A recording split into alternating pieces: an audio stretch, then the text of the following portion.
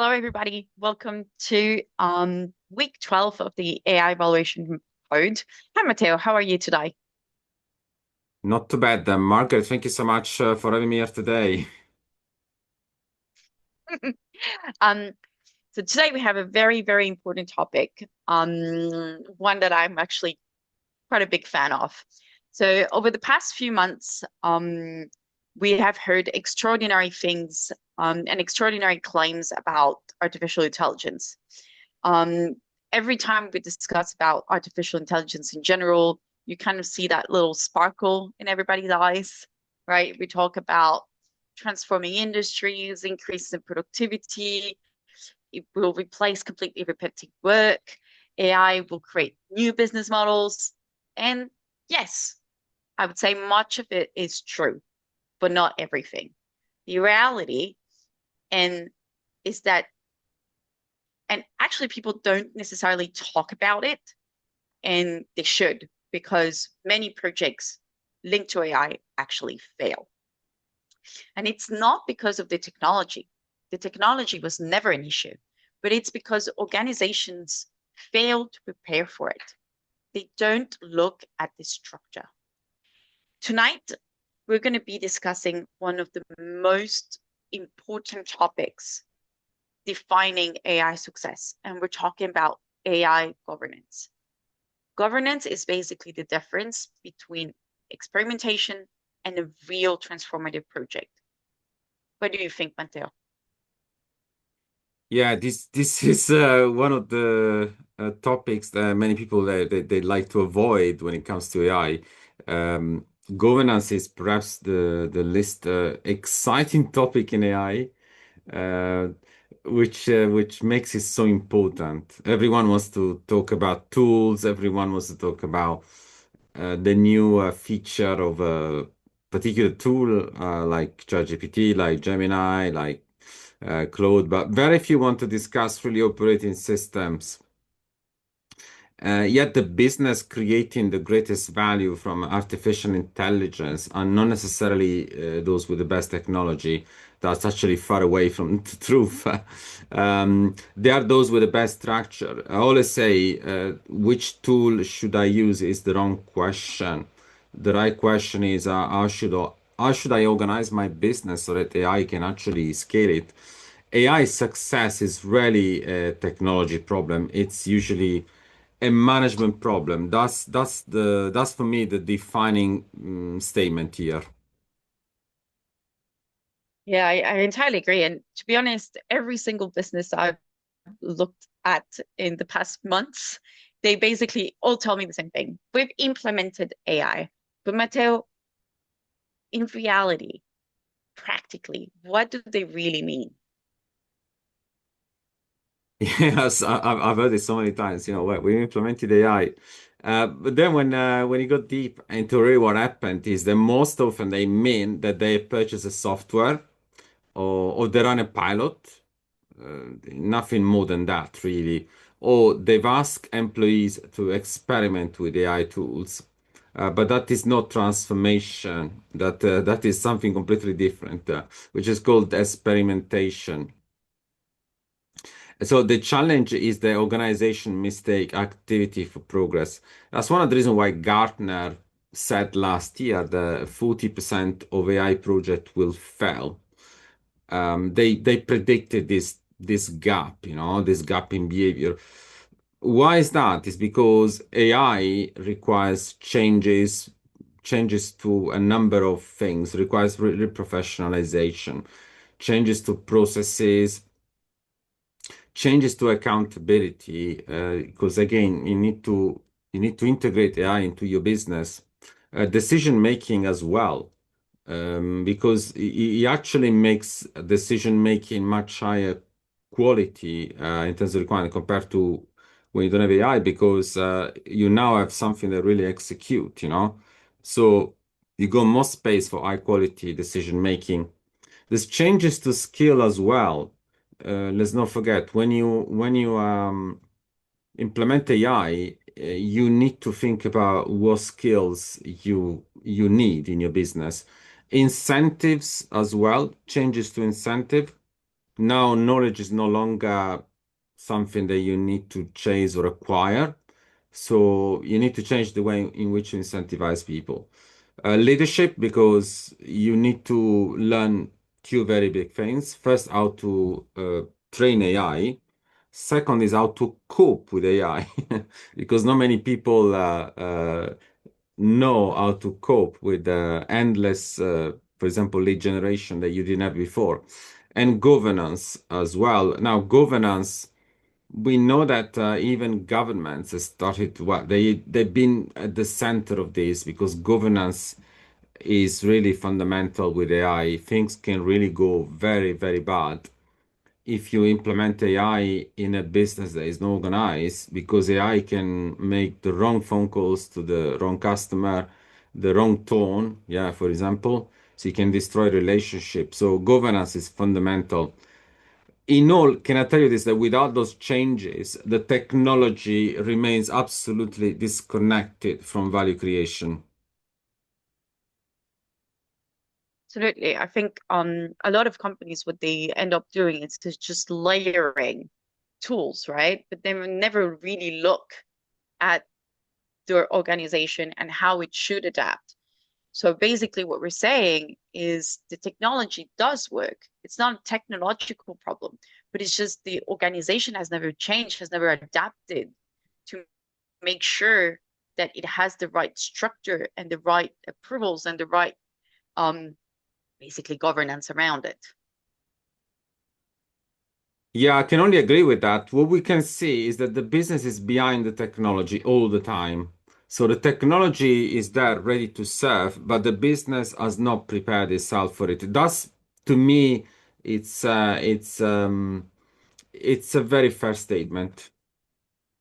And I would say this, the five reasons, I just want to go a little bit deeper. The five reasons AI projects fail. In my Mm, experience, most AI failures will fall into five categories. Yeah. Let me list them all one by one. Number one is there's no strategic objective. The mm, organization adopts AI because everyone else is doing it. So there's no real drive. As I said before, the right question is the one I said before, how do I organize my business so that, AI can actually make sense instead of just doing it because everyone else is doing it. Okay. So number two is no ownership. No ownership, which means the companies doesn't have governance in a way that no one is accountable for outcomes. mm. And that's again another very, very negative situation that needs to be absolutely accounted for. Number three is poor quality data. Again, Mhm. before you implement AI, you need to professionalize. So if you got data, hey, the organization expect intelligent outputs from poor inputs. If your inputs are poor, you're gonna waste completely the AI part of the business, and that's where really there's lack of real professionalized inputs into the business. Number four is resistance to change, and that happens when employees are not engaged. So you want to implement AI, but you don't really engage employees in the right manner, and that's again another human problem. And number five is there's no governance framework, there are no rules, there are no controls, no measurement or accountability structure. So I would say that these are the ones that come to my mind right now. When you come to these five reasons, Matteo, basically what we're looking at, it's more of a leadership problem. It's a human problem more than a technological problem per se. Yeah, yeah, as we were saying before, it's because the business is behind the technology. The technology is well out there, able to help you, but the business has not really caught up. And that's why AI implementation requires all those qualities that we listed before, because that's exactly what the problem is, really. Let's pause for a minute here because I'm very interested in getting feedback from our audience. And I would like to ask the people listening to us today, how many AI tools does your organization currently use? Between 1 and 3? Less than 10? Less than 20? Or more than 20? It's a very interesting question. Yeah, very interesting question. And I would say many people will think that the more they use, the better it is. In actual fact, that's not really the reason for success. It's about really how organized you are. And again, tools, when they're not embedded into the business, they create very little difference. Sometimes they can create damage as well, if the business is not very well organized. I was actually thinking, please do type your answer, everyone, how many tools you're using, and don't hesitate also to send us a direct message um, to me and Margaret about this, because we would like to really go to the bottom of this, how we can best help you with AI implementation and with right governance. I was thinking maybe it's a good time, if you think about this, Margaret, that we just give 90 seconds to fill people's scale. What do you think? Absolutely. It's a very good idea. Yeah, so as I said before, this is the book that was written, inspired by the 2017 program written for the University of Plymouth. You will find really as many scorecards, 26 scorecards as chapter. You'll be able really to measure your business against the high valuation triangle. And this book was really written as something, a companion for you that will take you on your journey for the next few generation.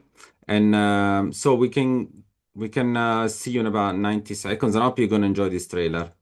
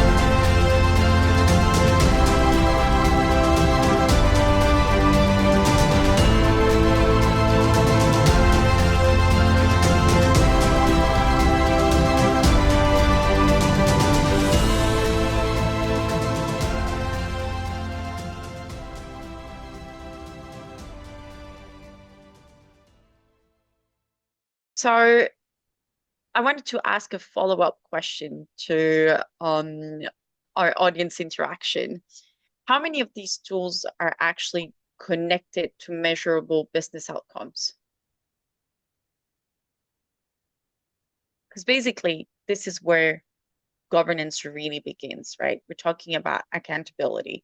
So, Matteo, I wanted to ask you something because every session we try to give very practical solutions and actionable insights.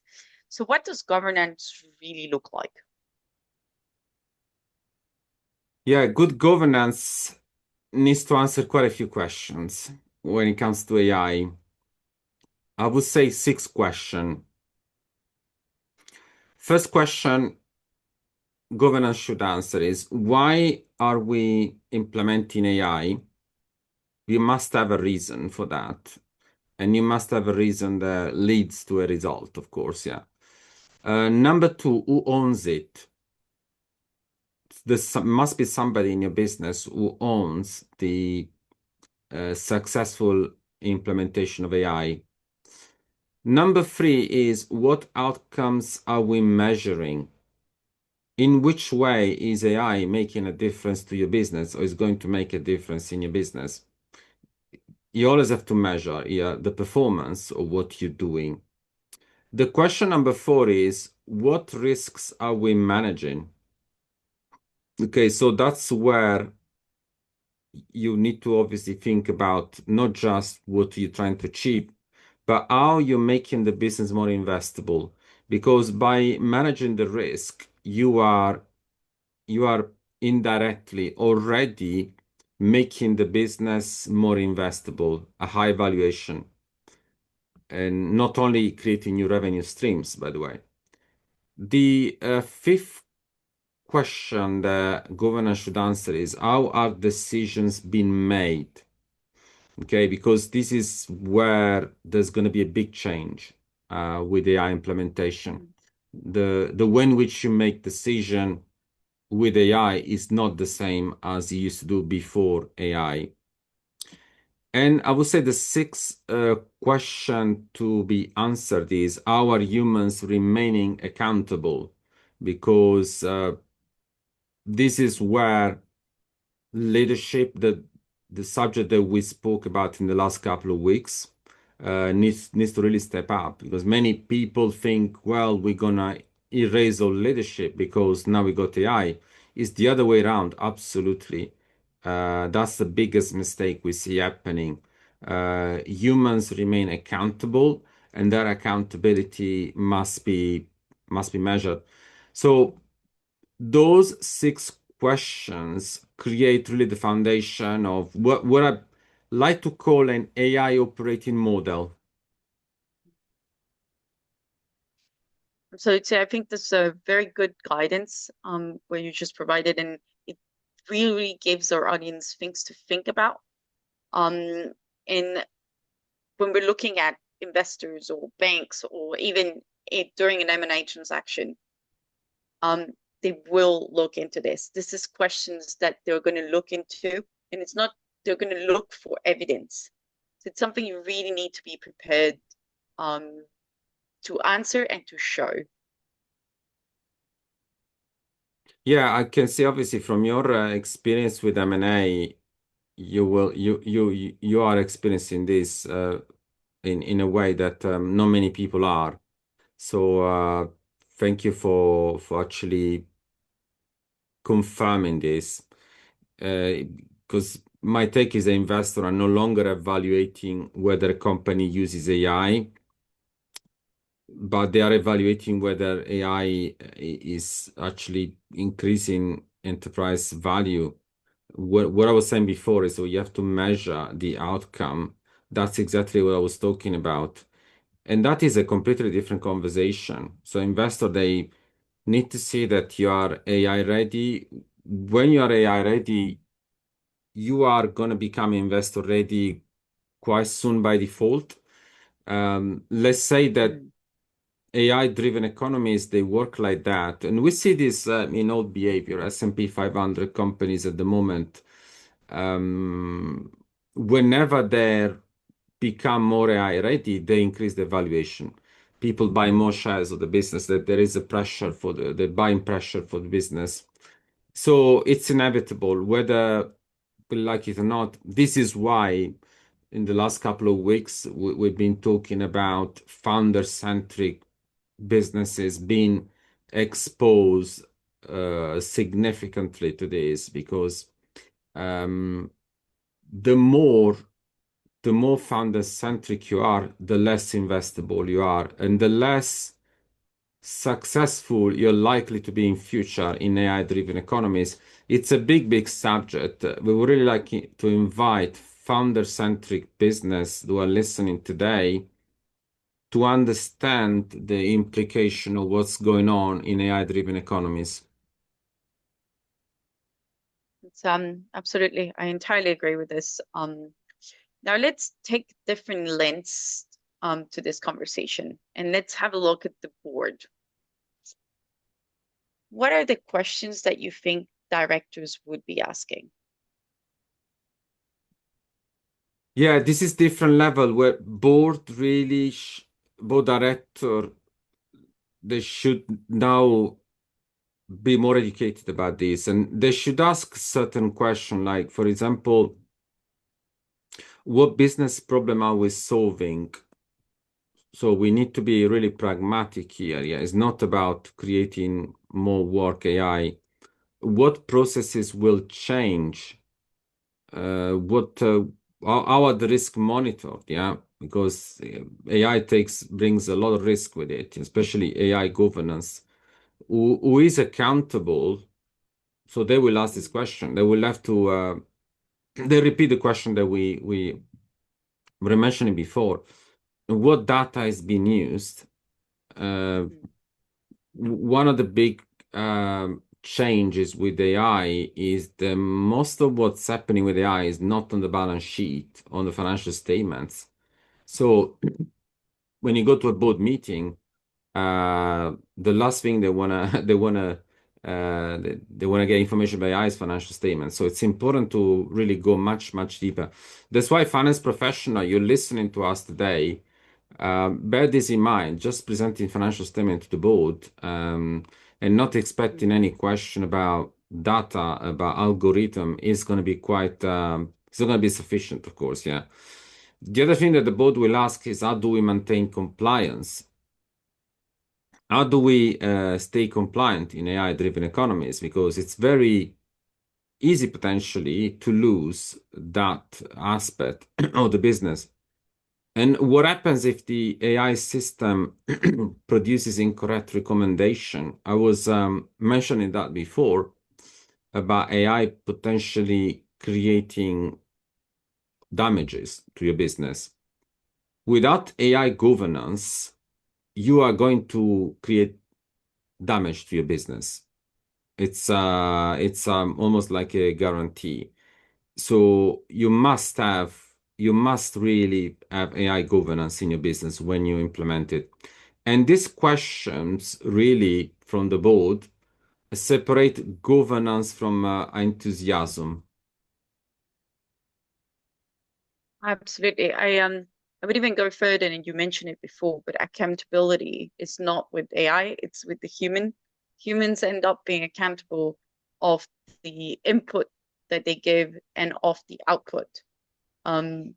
Saying something to the board saying it was AI, it's clearly not going to be sufficient. And obviously, we mentioned this already, but investors will be expecting answers to these questions. It's not an option of not knowing, and they're not avoidable. If you haven't had it yet, they will come, basically. There's no way around it. Yeah, we always say the investor, they like the reduction of uncertainty. That's really a very important outcome for investor. And governance is playing that role, is reducing uncertainty. And let's say valuation is largely a reflection of uncertainty. So the less uncertainty you have, the more a business will progress towards a higher share price or in any case a higher performance of the business because you have more certainty about how you're going to deliver value to your customer as well.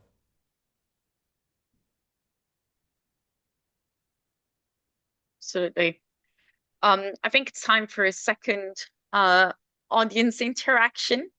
Just to keep you on their toes, we say, if your primary AI system stopped working tomorrow, what would happen to your organization? Would it continue normally? That's option A. Option B, experience a moderate disruption. Option C, experience a major disruption. Or option B, be completely unable to operate. Let me repeat. Continue normally, experience moderate disruption, experience major disruption or be completely unable to operate? These questions are so important, the answer, because it's really an elevation of how people should see technology in the business. So just to repeat this, would your organization continue normally if the primary AI system stop working tomorrow? I'm not talking about the AI tools, yeah.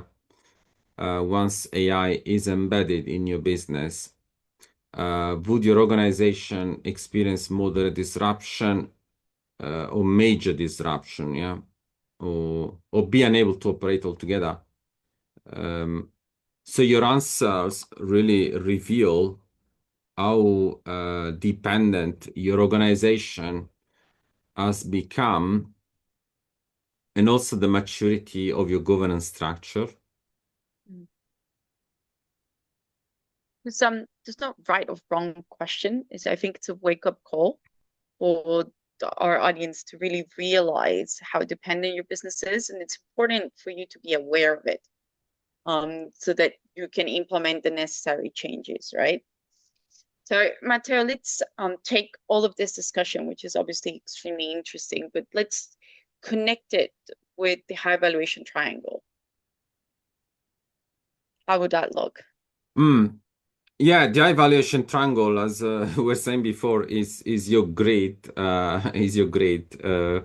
for the electricity to be channeled. When AI is the electricity, obviously the high valuation triangle is the grid. And governance strengthens all the three pillars. It protects intellectual property, it supports succession planning, and it enables global expansion. So all three pillars of the high valuation triangle, they require good governance, and good governance will enforce them. Without governance, AI becomes a collection of tools, effectively, which is very dangerous for your business in terms of really what you will be able to achieve or not. With governance instead, AI becomes a strategic asset, and strategic asset attracts capital effectively. So that's what I'm able to say at this stage. So make sure that governance is really at the very core of your business, because it will allow really your journey with customer, with banks and investors to be much more profitable. Okay. So, and actually, I would go even further with that train of thought, saying that governance is really the bridge between innovation and valuation. It's what really accelerates your valuation. If you have a lot of tools and a lot of innovation, but you have no governance, investors will perceive a risk.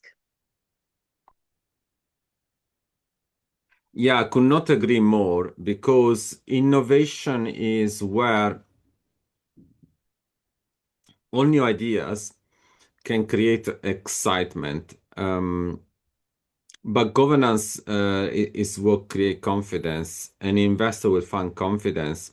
And given that we are talking about the high valuation triangle in AI, so we're talking about AI-driven economies. We continue to talk about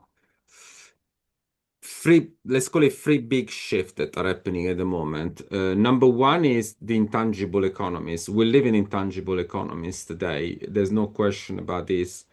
That's what actually inspired me 9 years ago to create the high valuation triangle system.